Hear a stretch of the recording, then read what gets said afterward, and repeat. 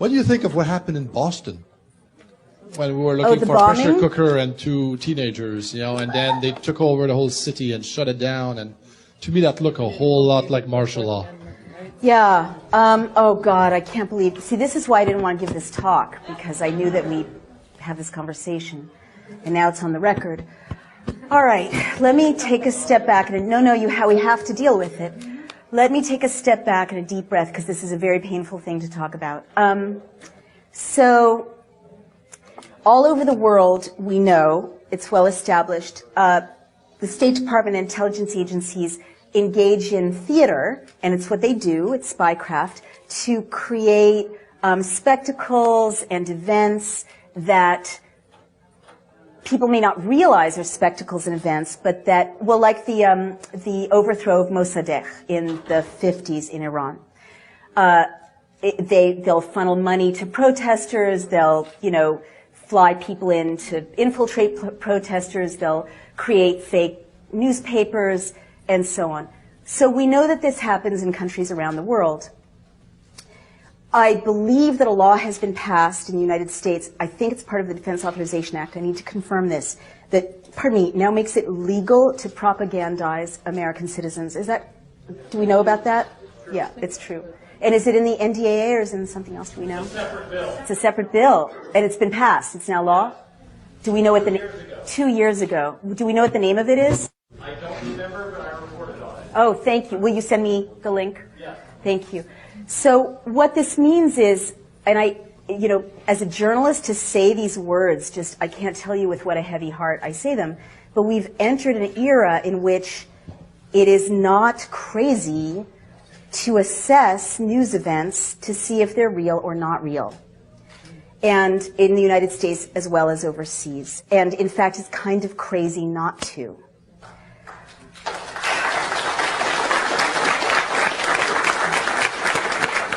Now, there's so much hype about what I just said, and so I want to be very clear about it so it can't be taken out of context. There's this kind of reflexive vilification of anyone speculating about that because they become a conspiracy theorist, right? Well, just bear with me.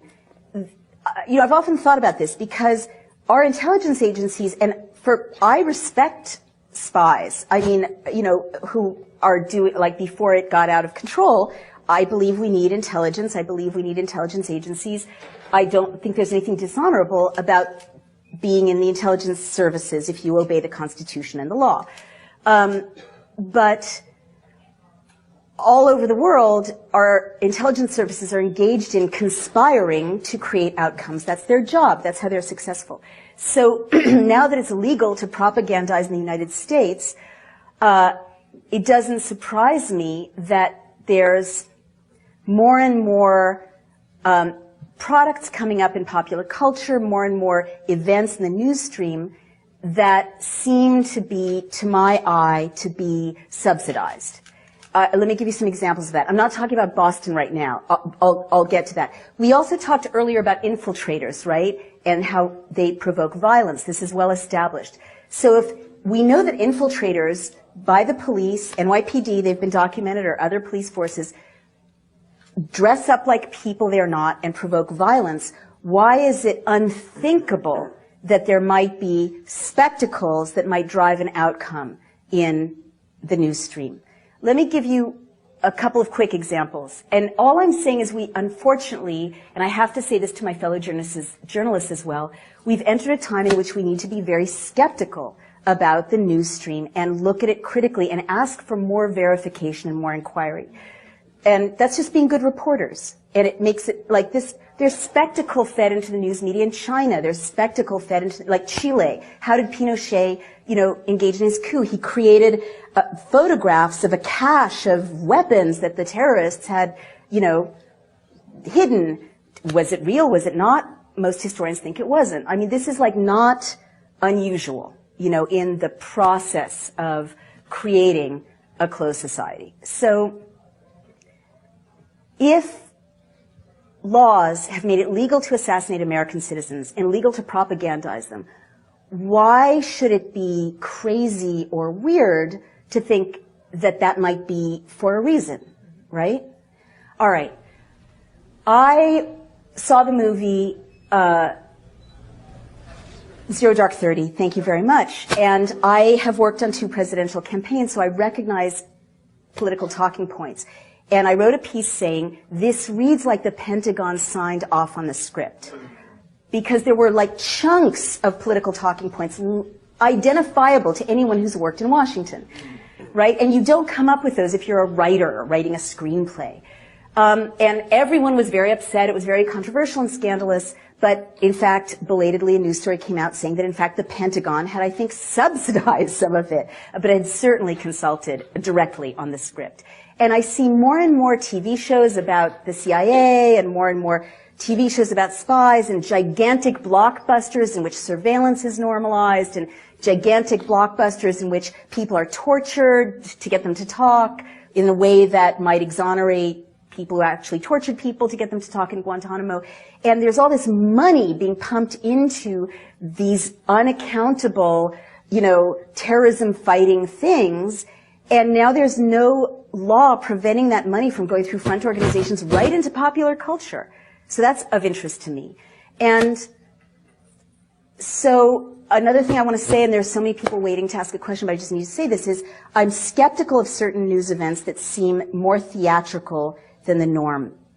Or I want to ask questions about them. Because I was in CNN once recently, and they were reporting a story about a water skier who had been decapitated on a lake between Mexico and the United States, and it had something to do with a terrorism threat. Right? And I was like, decapitated water skier. Sometimes you hear these things and it's like so novelistic. You're like, real life doesn't work that way. Like these are so novelistic. Someone's coming up with it to make it stick in the popular imagination. Or it just makes you think, well, I'd like to document that. I'm a reporter. What's the source? And it kept being just this one guy, Judge Arpajo in Texas. I may be mispronouncing his name. He's a very, yes. He was the source, he was the source, he was the source.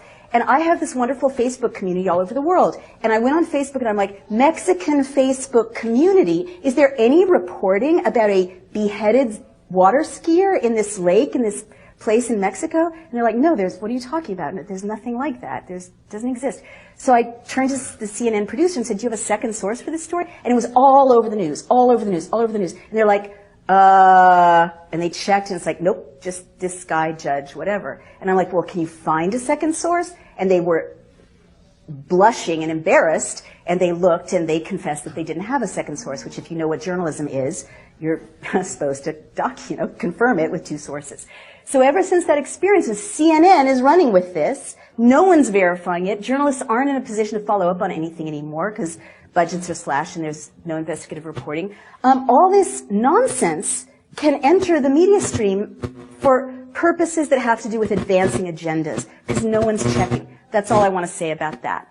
Can I take more questions? So Boston, I guess my feeling about any of these things is let's investigate. We need to investigate. We need to ask better questions. We need to interview the doctors at the hospital. We need to interview the victims. We need to, get all the footage ourselves. We need to train citizens to be journalists and to have websites. And I'm busy building one as a startup where citizen journalists can document events so that we're not leaving it to the gatekeepers.